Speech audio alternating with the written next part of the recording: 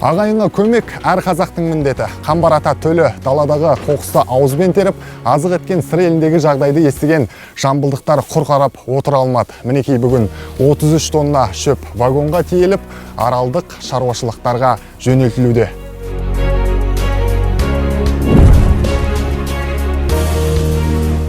Көл тамшыдан құралады дегендей, осына қуаңшылықтың салдарынан қиналып отқанына отбасыларға, шаруашылықтарға кішкене болса да демеушілік болсын деп, біздің кәсіпкерлердің дәстүрімен жіберіліп отқан мал азығы бүгінгі күні.